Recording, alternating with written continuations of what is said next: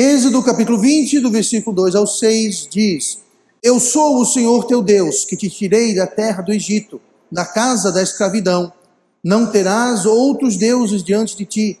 Não farás para ti imagem de escultura, nem alguma semelhança do que há em cima dos céus, nem embaixo da terra, nem nas águas debaixo da terra. Não te encurvarás a elas, nem as servirás, porque eu, o Senhor teu Deus, sou Deus zeloso, que visito a iniquidade dos pais nos filhos até a terceira e quarta geração daqueles que me odeiam, e faço misericórdia a milhares dos que me amam e aos que guardam os meus mandamentos. E oremos.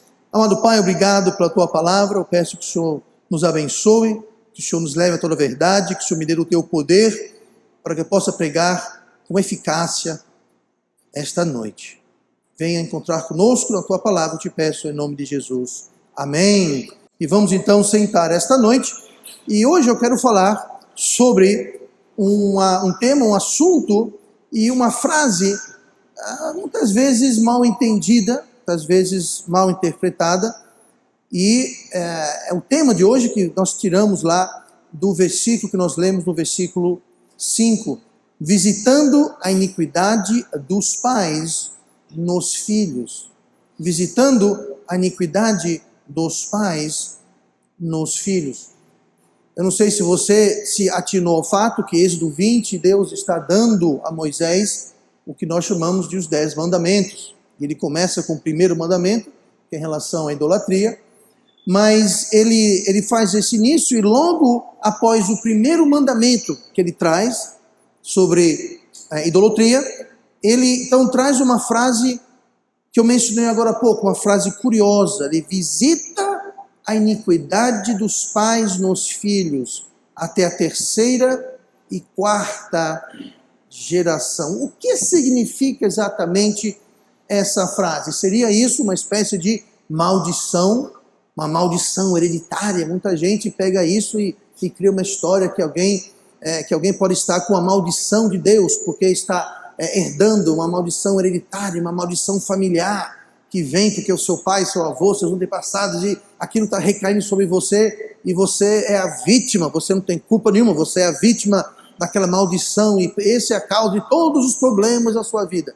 Não é isso que quer dizer, eu vou mostrar exatamente o porquê, tá? Não quer dizer isso, porque como nós vemos em relação a essa questão de pecado de pai para filho, inclusive eu tenho até uma mensagem que trata sobre isso, que fala sobre a alma que pecar morrerá, e eu vou deixar inclusive o link depois para quem quiser acessar essa mensagem. Mas lá em Ezequiel 18, versículo 1, eu vou ler para você aqui,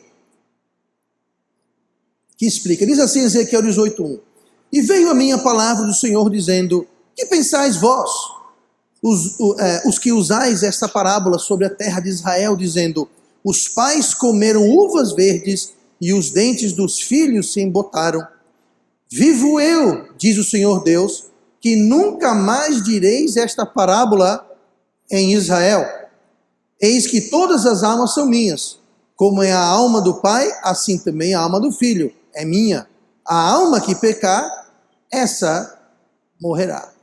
Então, como eu disse, tem toda uma mensagem explicando exatamente essa questão, a alma que pecar, essa morrerá. Então, não vou passar tempo ali, mas eu quero que você preste atenção no fato que fala assim: as pessoas estavam dizendo de forma errada, e Deus disse: o que vocês estão pensando, vocês que usam essa frase, que os pais comeram a uva verde e os filhos ficaram com os dentes embotados? Alguém já comeu uva verde aqui?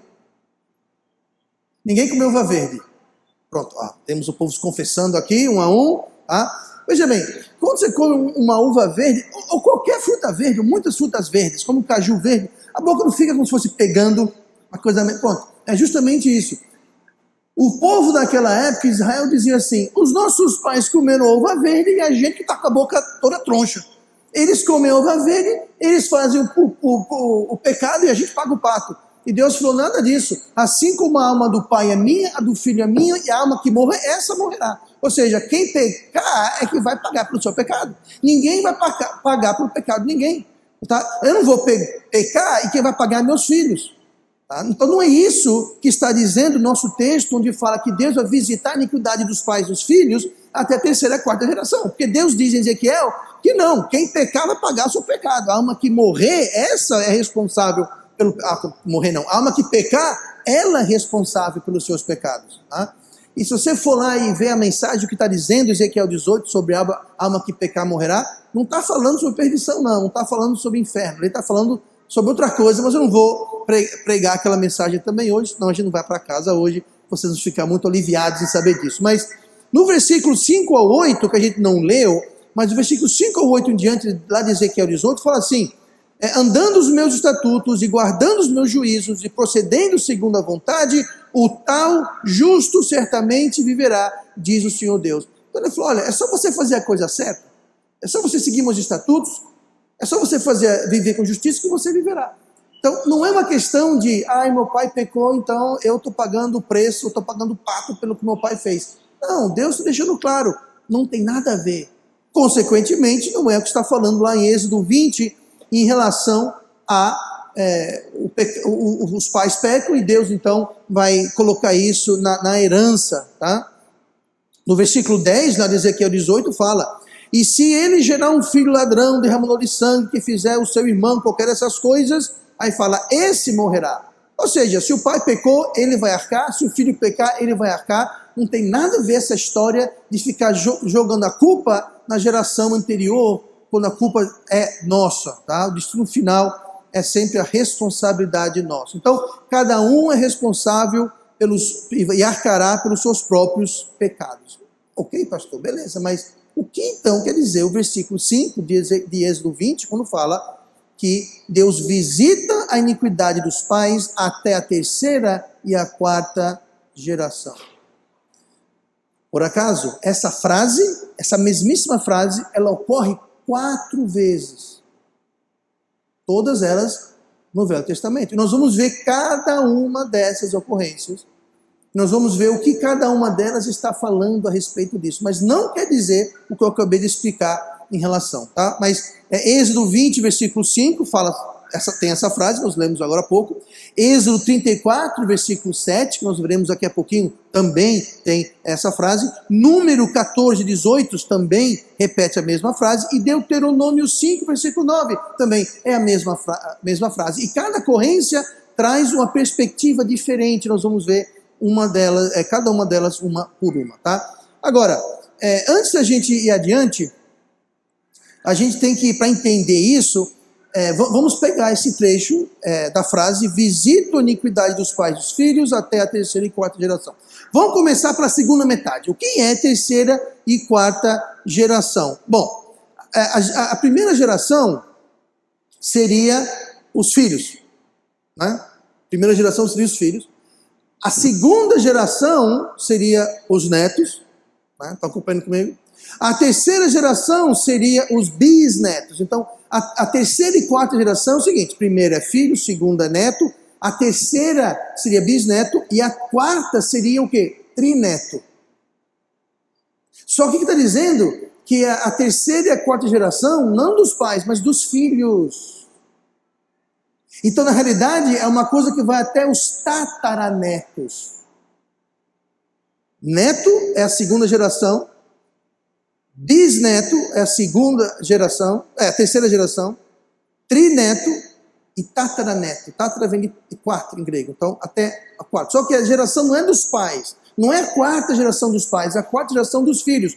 Visito a iniquidade dos pais nos filhos até a terceira e quarta geração. Nos filhos.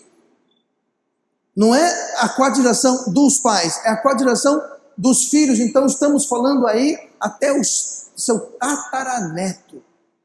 São poucas as pessoas que vivem para conhecer os seus tataranetos. Neto é comum, bisneto ainda é razoavelmente comum. Trineto já é meio raro, agora tataraneto é difícil. É muito raro alguém viver bastante para o seu tataraneto. Então, o que aqui está dizendo é o seguinte: vai haver alguma consequência que vai alcançar suas gerações futuras, as minhas gerações futuras, até as gerações que eu nem vou conhecer.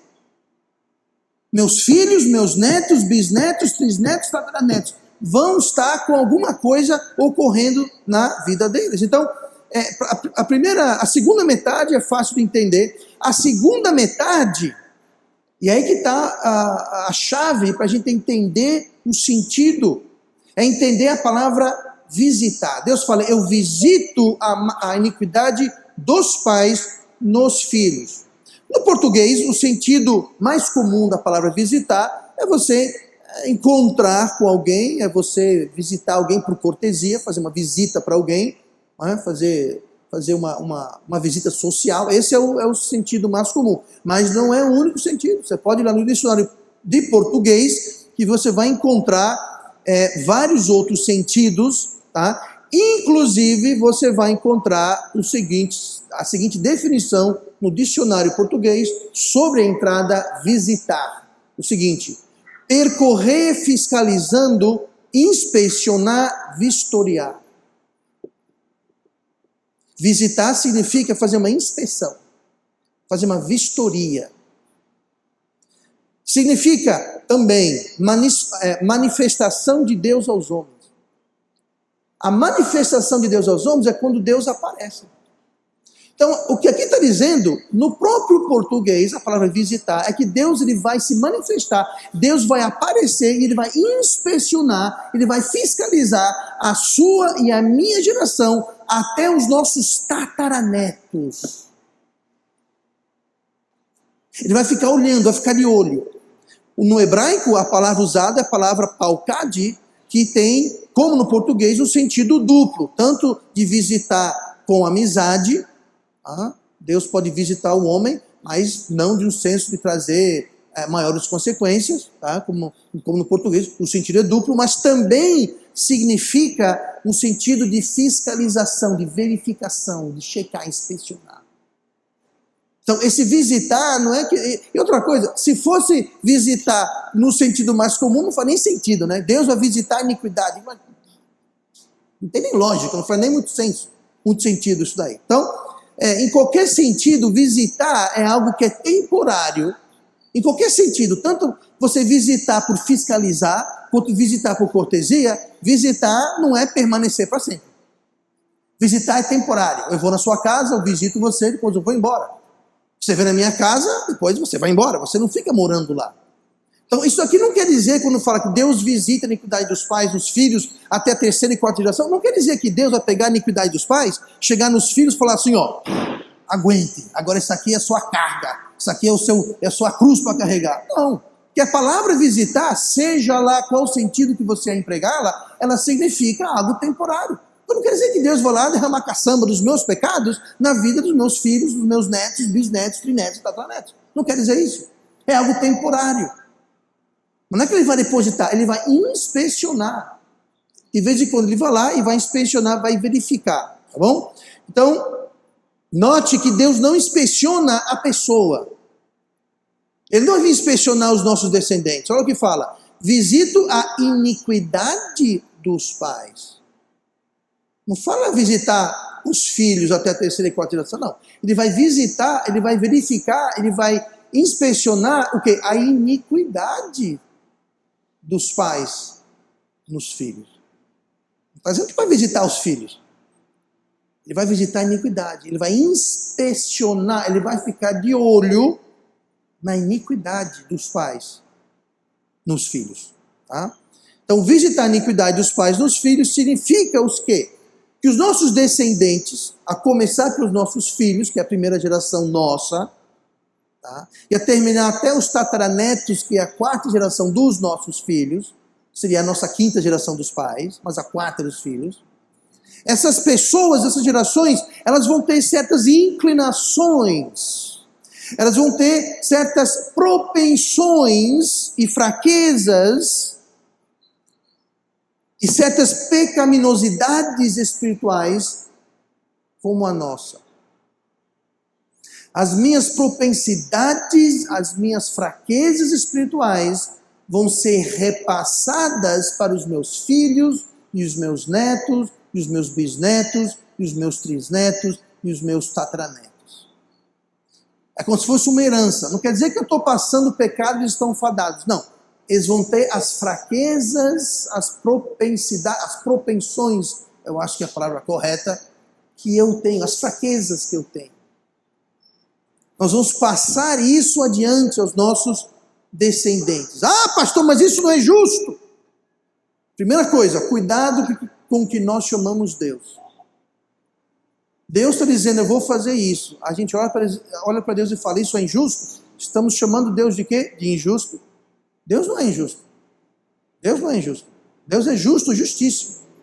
Ele é tão justo que ele não pôde permitir que o pecado fosse colocado debaixo do tapete e enviou o seu próprio filho para morrer na cruz, para pagar os nossos pecados, para satisfazer a sua justiça. Então não vamos a gente virar para Deus e falar que Deus é injusto.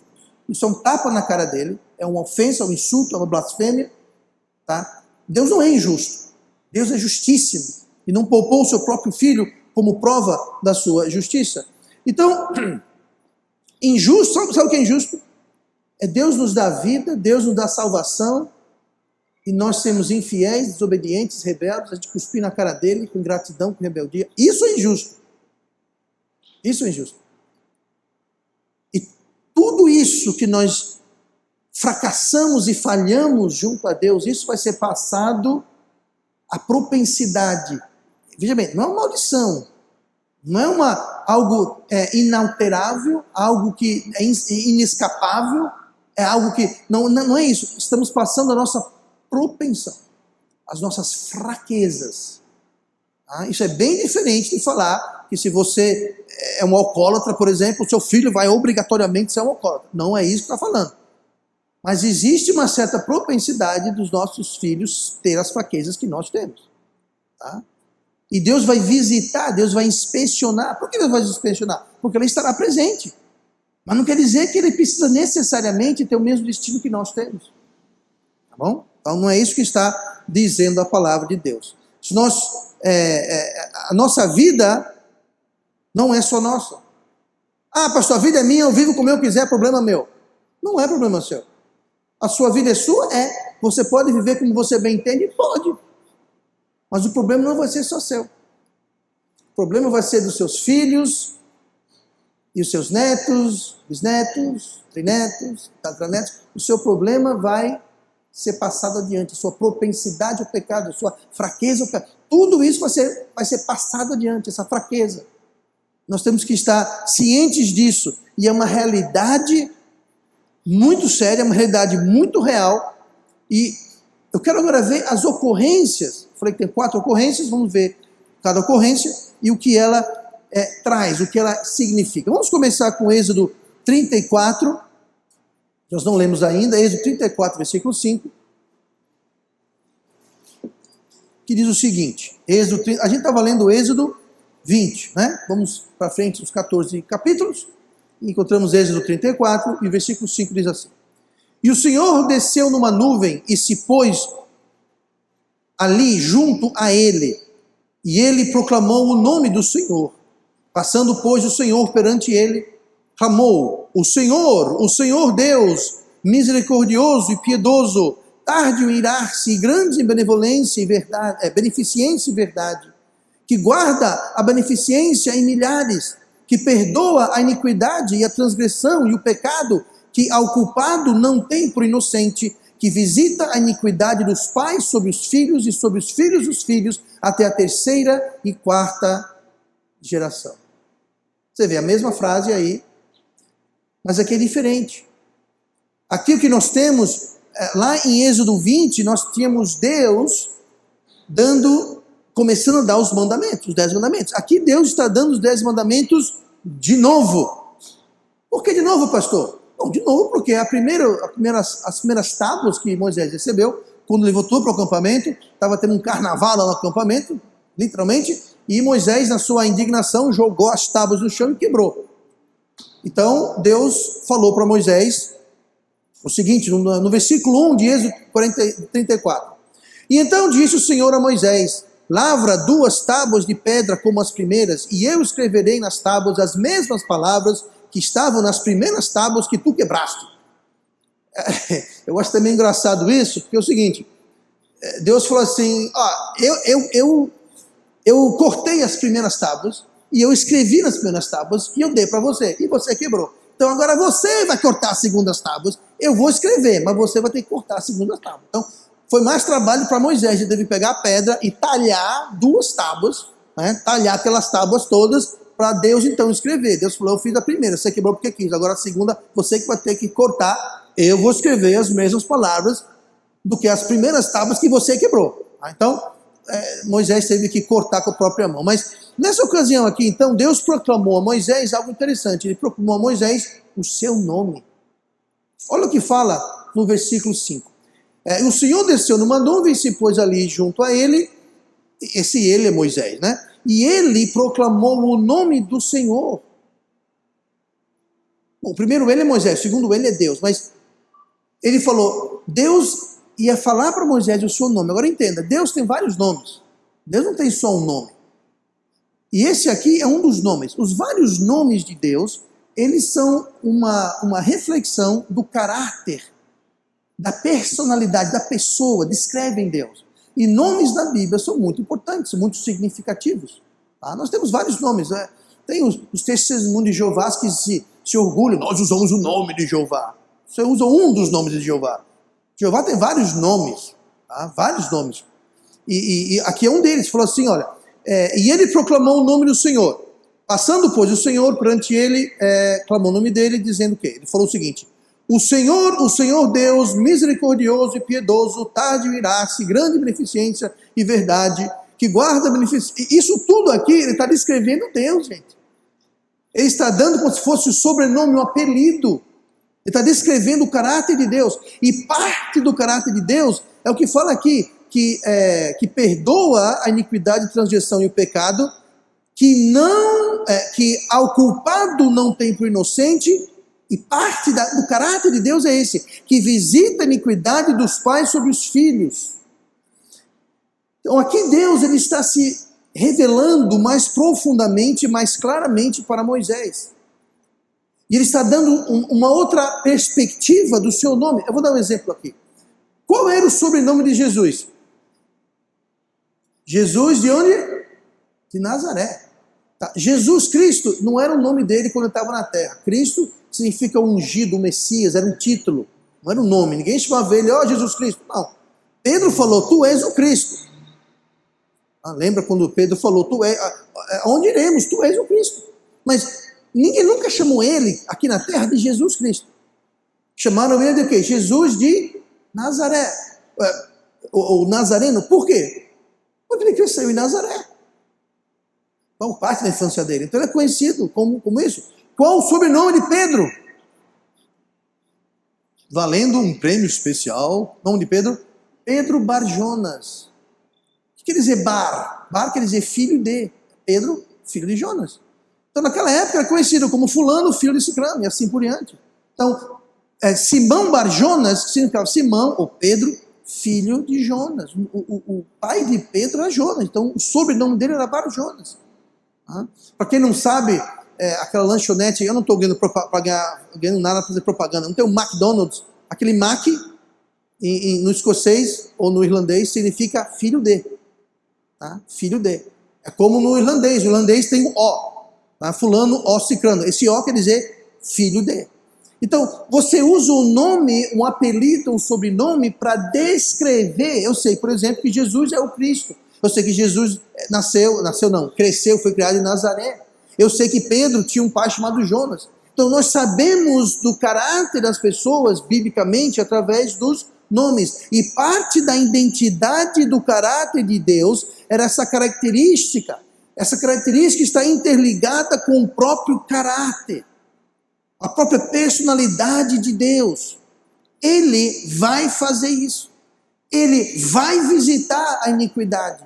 Ele também vai perdoar a iniquidade de milhares, aqueles que o amam. Mas ele não vai ter o culpado por inocente, ele vai visitar, ele vai inspecionar até a terceira e a quarta geração dos nossos filhos. Então, como é parte da identidade dele, pode contar com o fato que ele vai fazer isso. Ele vai fazer isso, ele vai cumprir isso. Próximo ocorrência, Números capítulo 14.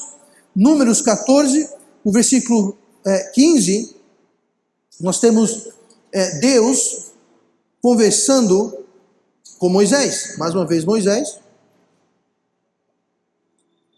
E Moisés está fazendo uma espécie de uma barganha com Deus. O povo tinha pecado grandemente e Deus tinha decidido acabar com o povo. Ele falou, sabe uma coisa? Eu vou desistir, eu não quero saber de povo hebreu, esse povo aí é muito teimoso, obstinado, rebelde. Sabe uma coisa? Quero saber mais não. Eu vou destruir todo mundo e eu vou fazer o seguinte, Moisés, eu vou fazer de ti uma grande nação. Eu vou quebrar minha promessa com Abraão, com Isaac, com Jacó, e eu vou fazer uma grande nação de ti, Moisés, porque esse povo aí, eu estou por aqui, chega. Aí nós pegamos o diálogo aqui no versículo 5 versículo 15 de Números 14. Isso aqui é Moisés falando. E se matares esse povo como a um só homem, então as nações que antes ouviram a tua fama falarão dizendo, porquanto o Senhor não podia pôr esse povo na terra que lhe tinha jurado, por isso os matou no deserto. Agora, pois, rogo-te que a força do meu Senhor se engrandeça, como tens falado, dizendo, o Senhor é longânimo e grande em misericórdia, que perdoa a iniquidade e a transgressão, que o culpado não tem por inocente, e visita a iniquidade dos pais sobre os filhos até a terceira e quarta geração, e perdoa, pois, a iniquidade desse povo, segundo a grandeza da tua misericórdia, e como também perdoaste este povo desde a terra do Egito até aqui. Aqui nós temos algo impressionante. Não só ele está conversando com Deus, mas aqui Moisés, e nós podemos fazer isso. Aqui Moisés usou a própria palavra de Deus para argumentar com Deus. Quando a gente lê aqui no versículo 13, o Senhor é longânimo, grande misericórdia, ele falou no final do 17, ele fala, engrandeça como tens falado, dizendo. Ele falou, Deus, foi você que disse, foi você que falou que você é longânimo, de grande misericórdia, que perdoa a iniquidade, não tem o culpado por inocente, que visita a iniquidade sobre os pais, até a terceira. Você falou isso, Deus. E se você destruir esse povo, Deus, se você destruir esse povo como um homem só, se você acabar com ele, como é que vai ficar a terceira e a quarta geração? Como que você vai visitar a iniquidade dos filhos, netos, bisnetos, trisnetos? Se você matar todo mundo aqui agora, você não estará dando a chance para essas gerações se mostrarem diferentes. As futuras gerações não vão existir e estarão pagando pela culpa dos pais, que é algo que Deus falou que não faria. Se você destruir essa geração agora, a segunda, terceira, quarta geração não vão existir, vão ser destruídas. Elas irão, em efeito, pagar o preço desta geração. E o Senhor falou que não ia fazer isso. O Senhor falou que você perdoa, é longânimo. O Senhor falou que você ia visitar a iniquidade até a terceira e a quarta geração. Mas se você matar todo mundo, não vai ter, e você não vai visitar, e a futura geração já estará recebendo o castigo da culpa pelo pecado que essa geração cometeu. Você viu o que Moisés fez aí? Nós podemos pegar a palavra de Deus, obviamente no seu contexto, dentro do contexto bíblico, e falar, Deus, o Senhor disse, na sua palavra está escrito, eu sou velho, já fui moço, hoje sou velho, mas eu nunca vi um filho do justo mendigar o pão. Deus, quem disse isso foi o Senhor. Não foi eu que disse isso, Deus, foi o Senhor que disse isso. Agora se prepare, porque o Espírito Santo pode falar e dizer assim para você, o filho do justo. Como é que está a sua vida? Está meio injusta. Pois bem, aí que está o problema. Endireite as suas veredas. Essa história de eu nunca vi o filho do justo mendigar o pão é verdade. Agora essa história de o filho do justo, então eu sou crente, faço o que eu quiser. Não. Isso daí é para o justo. Aquele que caminha nas veredas do Senhor. Esse o filho nunca vai mendigar o pão. A gente tem que interpretar, é o que eu falo. Então a gente pode pegar um texto bíblico e falar, Deus, o Senhor disse isso. O Senhor disse, todo aquele que invocar o nome do Senhor será salvo. Deus, eu ouvi o teu evangelho, eu invoquei o teu nome, eu sou salvo. Foi o Senhor que disse isso, não fui eu. Deus, eu não me sinto salvo. O justo caminhará pela fé, não pelo sentimento. Não porque você sente ou deixa de sentir, mas pela fé. Fé em quê? Fé que ele falou. Todo aquele que invocar o nome do Senhor, todo aquele que ouviu o Evangelho e crer no Evangelho, invocar o nome do Senhor, será salvo. É uma promessa de Deus. Moisés fez isso. Ele falou, Deus, você não pode, se você matar esse povo, vão dizer que você não foi capaz. Você não teve força, você não foi capaz de colocar esse povo na terra que você prometeu. E você disse que o Senhor é longânimo, o Senhor disse que ia visitar a iniquidade dos pais sobre os filhos da terceira e quarta geração. Você vai matar todo mundo agora? O Senhor quebrou sua palavra. E nós podemos fazer isso. Sabe qual foi o resultado? Deus falou, ok, eu não vou destruir eles. Eu vou ser paciente. Nós podemos cobrar Deus de acordo com a sua palavra. Para a gente entender direitinho, Números 14, o 15 ao 19 que nós lemos, dê uma olhadinha em Números 14, versículo 11. Tá? E disse o Senhor a Moisés, até quando me provocará este povo, e até quando não crerá em mim, apesar de todos os sinais que fiz no meio dele, com pestilência os ferirei, e o rejeitarei, e farei a ti povo maior e mais forte do que este. Aquilo que eu falei, o povo tinha rejeitado Deus, Deus tinha feito sinais, a esse ponto aqui, Deus tinha tirado eles do Egito. Gente, no Egito Deus fez sinais, enquanto eles estavam no Egito, Deus abriu mar vermelho, Deus atravessou o deserto, deu maná, deu água, deu a coluna de fogo, coluna de fumaça, fez todos aqueles milagres, deu codorna, água, tudo isso, e mesmo assim o povo não queria conversa.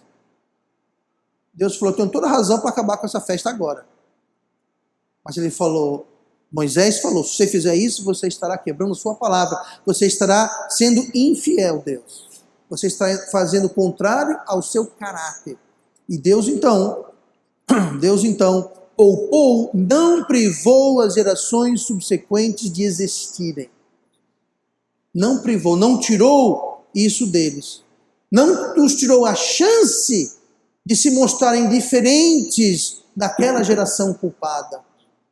Então você veja que isso não tem nada a ver com o pai pecou, então agora vai tudo se descarregar em cima dos filhos. Não. Quer dizer que vai ter uma propensidade, vai ter uma certa queda, uma fraqueza, mas nós podemos dar a volta. E Deus não tirou essa oportunidade das gerações futuras. Moisés apelou para o caráter misericordioso de Deus para poupar. E se Deus nos tratasse como os nossos pecados merecem, também não haveria nossas gerações futuras.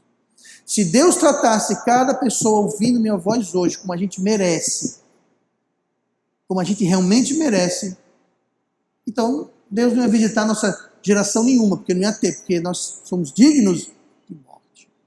Porque todos nós somos pecadores. Às vezes a gente pensa que porque Deus tem misericórdia, o pecado é bobagem. O pecado não é bobagem, o pecado é sério. Sabe quão sério? Jesus Cristo precisou vir e morrer na cruz por nós. Isso é a seriedade do pecado. Deuteronômio capítulo 5. Olhem comigo Deuteronômio capítulo 5. Vamos ver mais uma ocorrência desta frase. E Deuteronômio versículo 5, capítulo 5, no versículo 6, nós temos justamente a misericórdia de Deus. Diz assim o versículo 5 de Deuteronômio 5. Deuteronômio 6 versículo 6 de Deuteronômio 5. Deu para confundir bastante, né? Pois é. Eu sou o Senhor teu Deus, que te tirei da terra do Egito, da casa da servidão. Não terás outros deuses diante de mim. Não farás para ti imagem de escultura, nem semelhança alguma do que há em cima no céu, nem embaixo na terra, nem nas águas debaixo da terra. Não te encurvarás a elas, nem as servirás, porque eu, o Senhor teu Deus, sou Deus zeloso, que visito a iniquidade dos pais dos filhos até a terceira e quarta geração daqueles que me odeiam, e faço misericórdia a milhares dos que me amam e guardam os meus mandamentos. Note no versículo 1, a misericórdia de Deus. Eu sou o Senhor teu Deus que te tirei da terra do Egito. O que levou Deus a tirar o povo dele da terra do Egito? Sua misericórdia. No versículo 10 nós lemos, e faço misericórdia a milhares. Então esse trecho aqui, ele começa lá no versículo 6, com a misericórdia de Deus, tirando eles do Egito, e termina no versículo 10, falando sobre a misericórdia que ele faz a milhares do que me amam. Note que essa misericórdia, de modo geral, na Bíblia, misericórdia sempre tem um componente que depende de nós. É diferente de graça. Lá em Provérbios 28:13, um versículo conhecido, o que encobre as suas transgressões nunca prosperará, mas os que as confessa e deixa alcançará o quê? Misericórdia. Note que a misericórdia só se alcança quando a gente faz o quê? Confessa e deixa, que é o oposto do que fala no início do versículo, que é o que encobre as suas transgressões. Então nós temos o seguinte, temos uma opção. Ou a gente vai encobrir nossas transgressões, vamos justificar, varrer debaixo do tapete, fazer pouco caso, dizer que não presta, isso é encobrir. Ou nós vamos o quê? Nós vamos confessar e deixar. Não é só confessar, é confessar e deixar. Ah, pastor, e se não deixar? Não, se você não deixar, Deus perdoa você. Você vai para o céu, Deus perdoa o seu pecado. Agora, Ele não vai exercer misericórdia. Qual a diferença de misericórdia e graça? Graça é quando Deus nos dá algo que nós não merecemos, como a salvação, como vida, como bênçãos. Nós não merecemos, mas na graça de Deus, Ele nos dá isso, mesmo se a gente merecer. A misericórdia é diferente. A misericórdia é quando Deus não dá o que a gente merece. Graça é quando Deus dá o que a gente não merece. Misericórdia é quando Deus dá o que a gente merece. Não é isso. Deus não dá o que a gente merece. Tá? Estou testando, está tudo acordado aí, ligado na mensagem. Então veja bem. Como assim? O que é Deus dar o que eu não dá o que eu mereço? Os nossos pecados rendem o que para a gente? Morte. O salário do pecado é a morte. Quem peca merece morrer. Fisicamente, espiritualmente, em todas as áreas da vida, enfim. Então, quando eu peco, eu mereço a morte. Mas quando eu confesso e deixo, eu encontro misericórdia. Sim, você pecou. Sim, você merecia receber uma lapada boa. Você merece as consequências do seu pecado. Você merece o salário do seu pecado. Mas a minha misericórdia vai tirar isso. A minha misericórdia, você vai encontrar misericórdia, eu vou amenizar a sua situação. Você merece 50 lapadas, eu vou dar uma só. Você vai encontrar misericórdia. Quando? Quando eu confesso e deixo. Está aqui. Quem confessa e deixa, encontrará misericórdia. Então, se a gente só confessar, Deus, eu pequei, e devemos confessar. Deus, eu pequei. Vai deixar? Vou não. Está perdoado. Agora, as lapadas estão vindo. As consequências estão vindo. Você plantou, você vai colher. Agora, se você confessar e deixar, você vai colher, só que você vai colher menos. Você vai encontrar misericórdia. Deus vai ter misericórdia de você. Por quê? Porque você confessou e deixou. Agora, se você encobre a transgressão, você nem confessa. Mas também não é só confessar, é confessar e deixar. Notando que aqui não está falando sobre salvação, está falando sobre nossa vida. Se nós vamos colher o fruto do nosso pecado na plenitude ou não. A misericórdia de Deus permite que nós não colhamos o fruto total do que as nossas transgressões ditam. Então, para quem quiser continuar pecando, confessando e não deixando, ou pior ainda, quem quiser continuar pecando e não confessando, ou confessando, mas enfim, não deixando, tudo bem, é uma escolha sua. Agora, a sua vida vai ser muito áspera. Vai ter muitas pedras no seu caminho, muita dificuldade. Por quê? Você vai estar recebendo, vai estar colhendo o preço total do salário do pecado. Que pode ser evitado se a gente confessar e se a gente deixar. Então aqui Deus está mostrando a sua misericórdia. Havia ali condições para a misericórdia. Olha o versículo 10 que a gente acabou de ler. e faço misericórdia a milhares. Oba, Deus faz misericórdia a milhares, e com certeza eu faço parte dos milhares. Faz mesmo. Mas você note que não acaba aí o versículo, gente. Ele continua. Eu faço misericórdia a milhares dos que me amam. Ups! E se eu não amo Deus? Então você não tem misericórdia. Você não faz parte dos milhares. Gente, milhares dos que o amam. E continua. E guardam os meus mandamentos. Misericórdia de Deus é condicionada. A graça de Deus não é condicionada. Se a gente crê no Evangelho e aceita o Evangelho, nós somos salvos. Não tem condição.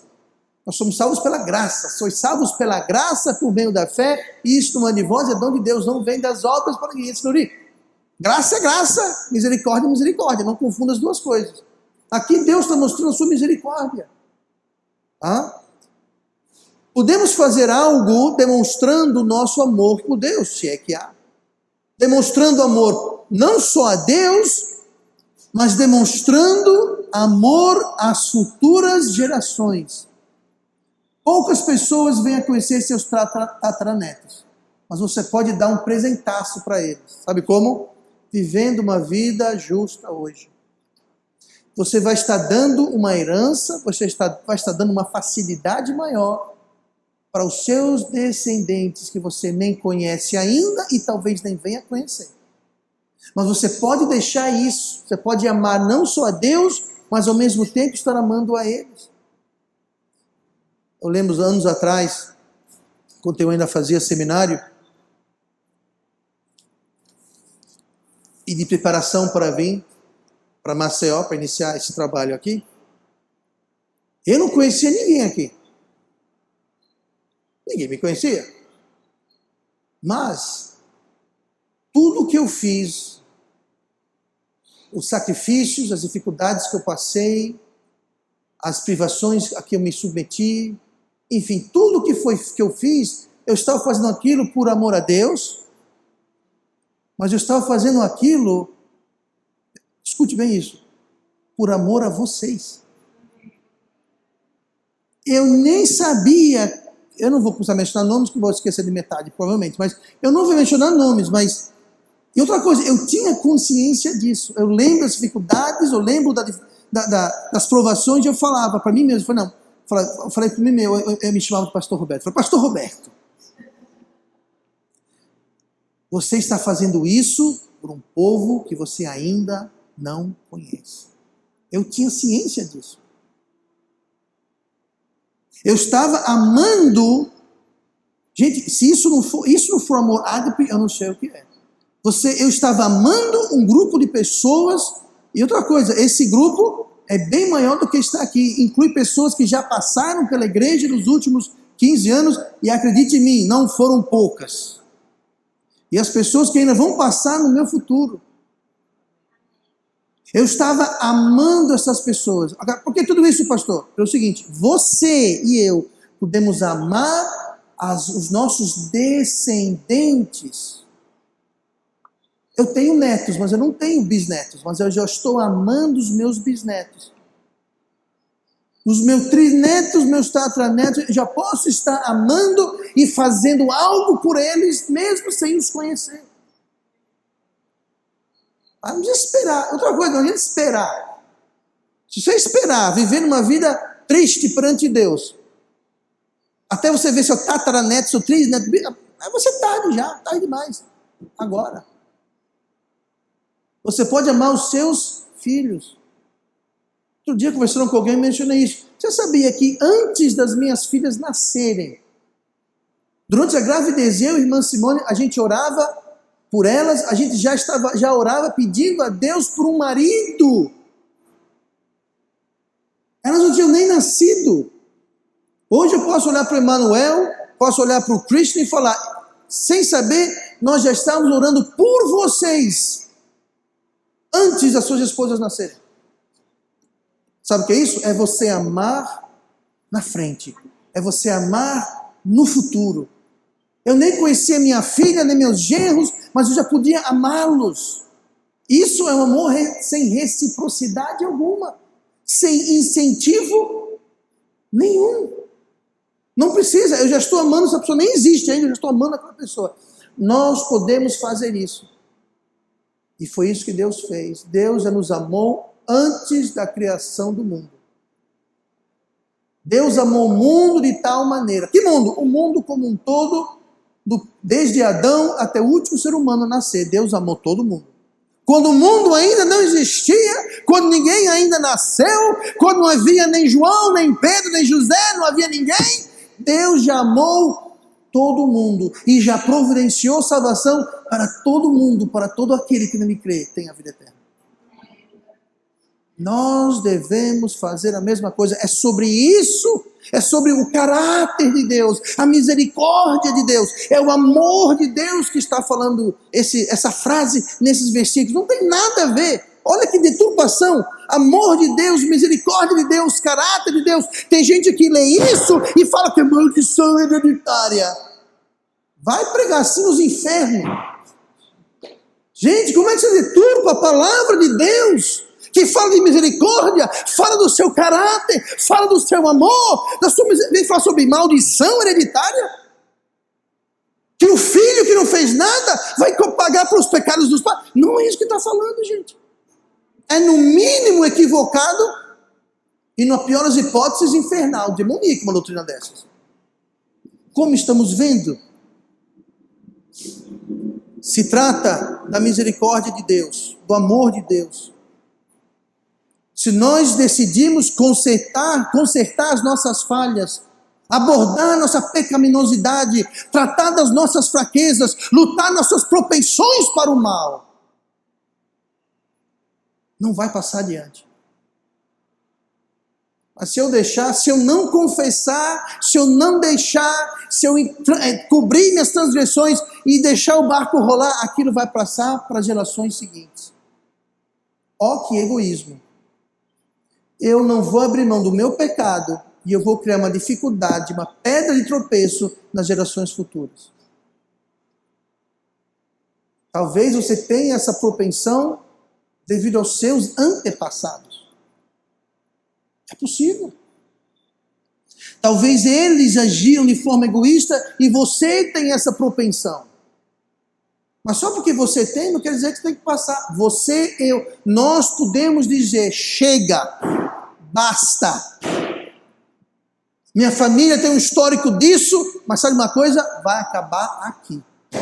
Eu vou tratar disso, eu vou pegar o boi pelo chifre, eu vou tratar do problema, eu vou clamar o poder de Deus, eu vou tratar, eu vou mudar. Isso não vai ser algo que vai estar presente na minha vida. E você vai estar livrando esse peso das futuras gerações. E Deus fala, encontrará o quê? Misericórdia.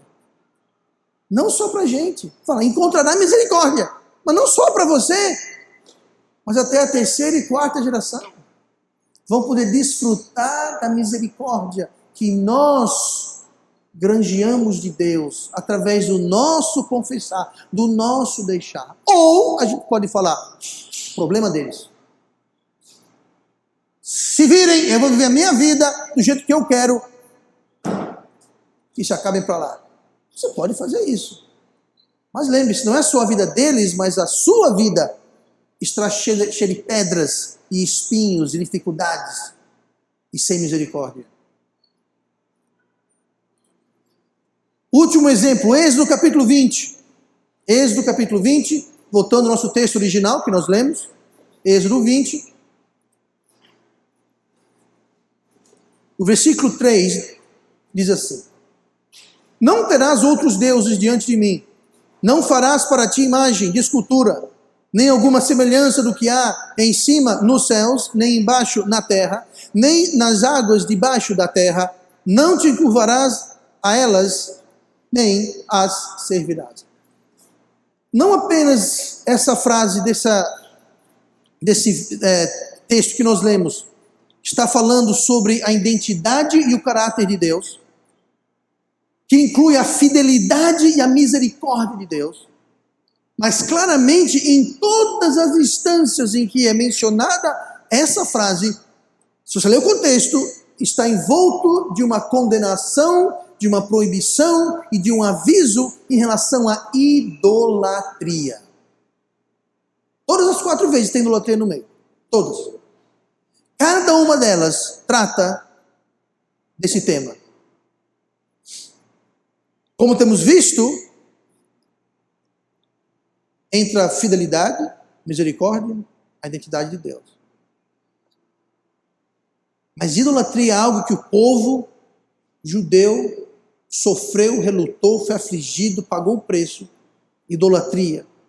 Pastor, idolatria? Idolatria. Se essa frase fala da fidelidade, misericórdia e caráter de Deus, a idolatria fala do nosso caráter. O ser humano tem uma facilidade enorme para idolatria. Um dos motivos, eu creio, é porque idolatria é uma reação à falta de fé. Fé é a certeza das coisas do quê? Não vistas. Idolatria é quando você precisa ter algo palpável, visível, para você crer.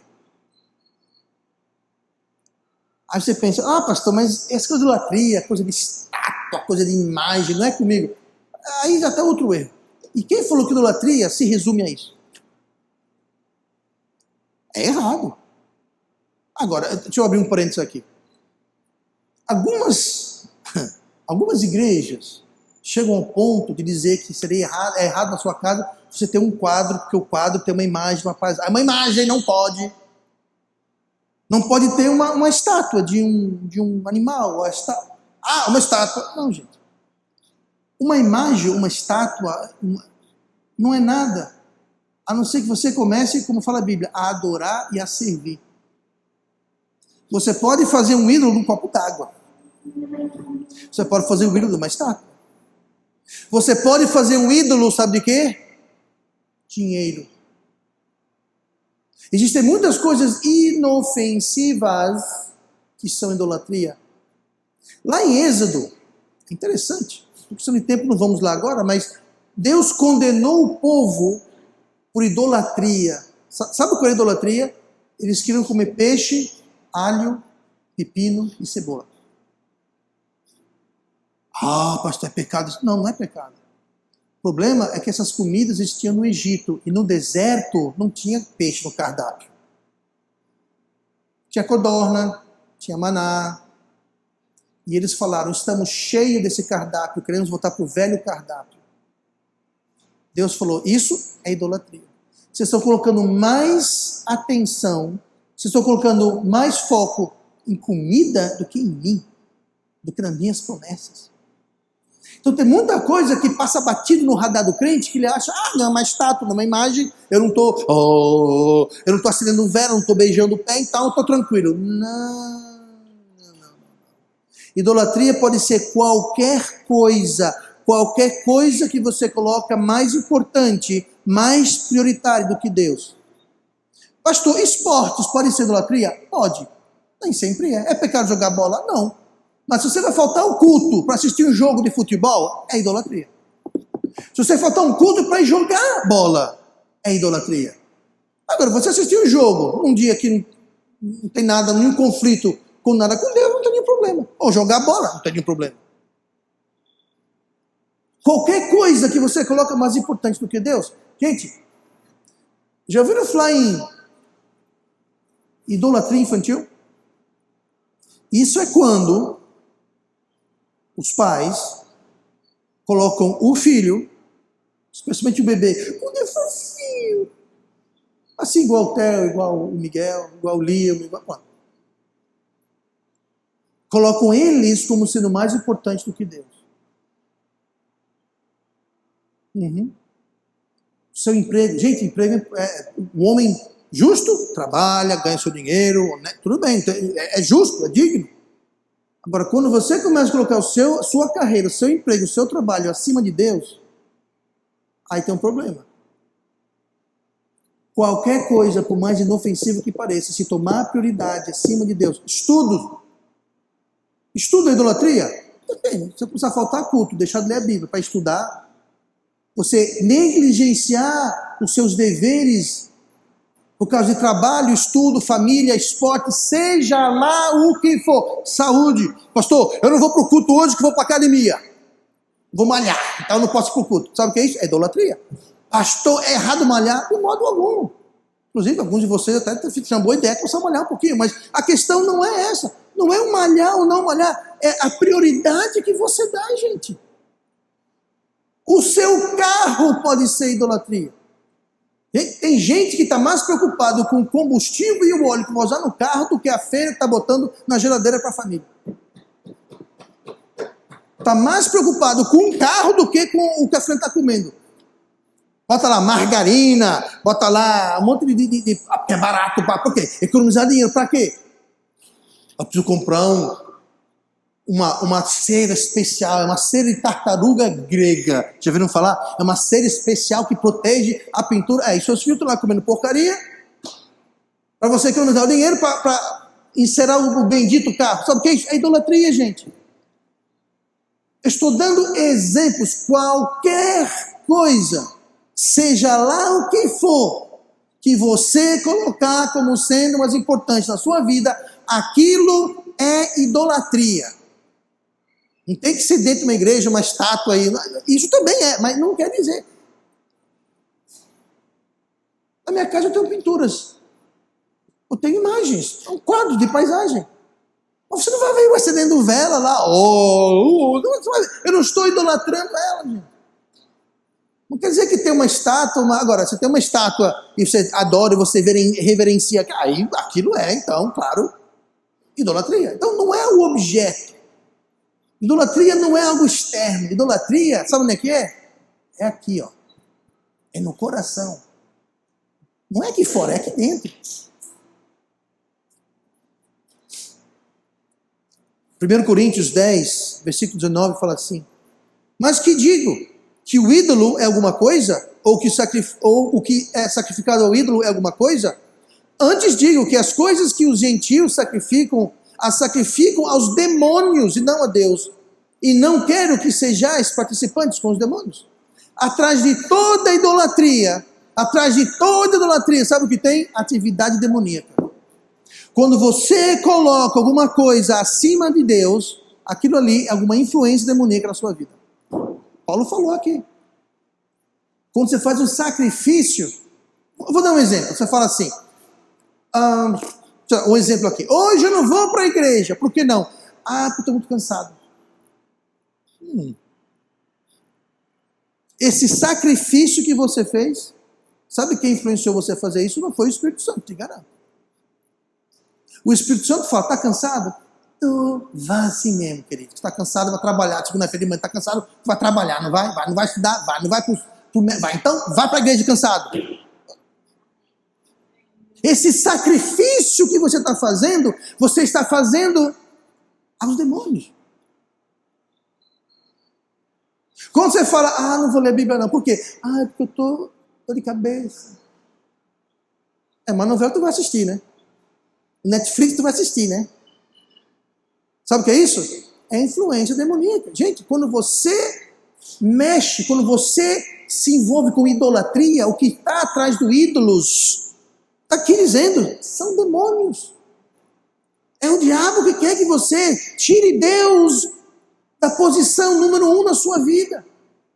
Esse versículo sobre visitar a iniquidade dos pais sobre os filhos, dos filhos, até a terceira e quarta geração, está falando sobre idolatria, que é atividade demoníaca. Toda vez que você tira Deus do top, do número 1 na sua vida, aquilo é influência demoníaca na sua vida. Você quer dizer que o Espírito Santo está levando você a tirar Deus da posição do qual ele é digno? Não, de modo algum.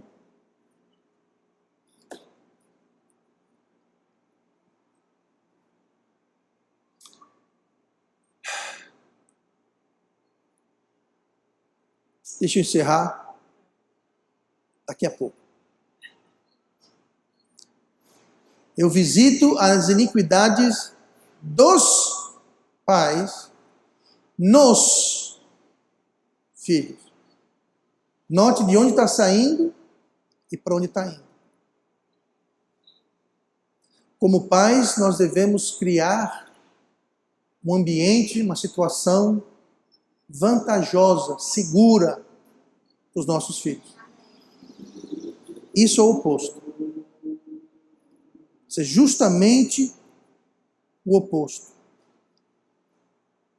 Se nós nos lançarmos no caráter de Deus, na sua fidelidade, na sua misericórdia, se nós recusarmos toda espécie de idolatria de qualquer forma, colocarmos de lado rebeldia, desobediência, orgulho, indiferença, confessando e deixando, estaremos fazendo algo positivo, ajudando nossos filhos e os seus filhos a terem uma vida abençoada. Será que um dos motivos por que o mundo está indo de mal a pior é porque as gerações atuais e futuras estão sendo sobrecarregadas pelas transgressões e iniquidades das gerações passadas? E a cada geração mais e mais se torna mais pesada, mais carregada. Outro dia eu li um artigo no jornal comparando a geração de 50 anos atrás, jovens de 18, 19 e 20 anos, brasileiros inclusive, embarcavam em navios, atravessavam o oceano para lutar na Europa contra o nazismo. Muitos morreram. Uns ficaram feridos. Hoje estão velhinhos, existem alguns aí, estão velhinhos. Aqui em Maceió, não sei se tem ainda, mas tinha uma associação dos combatentes da expedição brasileira, que foi lá para a Itália. Aí você pega hoje, alguém com 18, 19, 20 anos. Eu estou usando aqui um pincel bem grande aqui. E pedir, dá para você atravessar a rua ali, ajudar aquela senhora a atravessar a rua? Eu? Tem tempo não para isso. Será que hoje essa geração de jovens, eu incluso, que é tão diferente da geração de 50, 100 anos atrás? A diferença é gritante. Será que isso não é porque o que tem acontecido é justamente isso, uma visitação, uma propensão, uma facilidade, porque as gerações passadas não têm lidado com suas fraquezas, eles têm encoberto, varrido debaixo do tapete, justificado. Vou dizer algo meio pesado aqui agora. Não sei se alguém lembra disso, a gente está aqui na igreja há muito tempo, talvez lembre. Mais de 10 anos atrás, a moda era tentar normalizar o homossexualismo. Hoje virou normal. E eu disse naquela época, o próximo passo é normalizar a pedofilia. O que nós estamos observando no cenário mundial hoje é justamente isso. Não é novidade. Todo grande império, toda grande civilização no passado, romanos, gregos, todos, começou a queda assim. Primeiro, eram as mulheres que caíam na imoralidade. Porque os homens são os primeiros, né? Mas enquanto existem mulheres morais, segura-se as pontas. Porque pense, um homem só pode ser imoral se houver o quê? Uma mulher imoral. Mas uma vez que cai a moralidade, como de modo geral, eu estou pintando com um pincel bem largo aqui, quando de um modo geral cai a virtude e o moral das mulheres, aí a coisa desembanca de vez. Entra o homossexualismo. E depois de algum tempo, pedofilia. Se você não acredita, vai estudar a história. Veja o Império Romano, veja o Império Grego, veja. se não foi exatamente isso que eu estou falando para você. Não acredita em mim não, vai estudar a história, está lá. O mundo está chegando ao fim, gente. Estamos observando, eu já falei, eu não vou dar datas, não vou dar, mas estamos observando, o mundo está, Jesus está voltando. Tá? Eu acho que não é nem décadas que estamos falando, pode ser anos, pode ser meses, semanas, dias, minutos, horas. Mas não estamos falando em décadas. Eu duvido muito que eu vou ver os meus netos na sua adolescência. Eu posso estar totalmente errado e vou ver os meus bisnetos, eu posso estar errado, mas eu acredito que não. Eu acredito que não. A Bíblia fala que é para a gente se animar uns aos outros com isso. Não é ficar com cara de peixe morto, não. Oh, não. Não, é para dizer amém, glória a Deus. Jesus está voltando. E não, oh não o quê? Oxe, Maranata, venha logo o Senhor Jesus. Oxe, venha logo, tá? Se vier hoje, já veio tarde, venha logo. Encorajai-vos uns aos outros com essas palavras. Mas pastor, eu não acabei a faculdade. Pastor, eu tenho uma promoção, eu não paguei de pagar minhas dívidas. Melhor ainda. Gente, a volta de Jesus não é para trazer, oh não, é para trazer glória a Deus. O relógio está passando, gente, não tem como faltar muito. Não, mais uma vez, eu não vou ser tolo bastante para dizer dia tal. Lembra ano passado, tinha um cara que mandava e-mail para mim o tempo todo. O mundo ia acabar dia 26 de novembro do ano passado. Voltou de novo a mandar e-mail para mim, o doido, o maluco. O mundo não acabou, ninguém sabe quando vai acabar. Mas Jesus falou, você tem os sinais. E os sinais, como nós cantamos hoje, os sinais se mostram cada dia mais.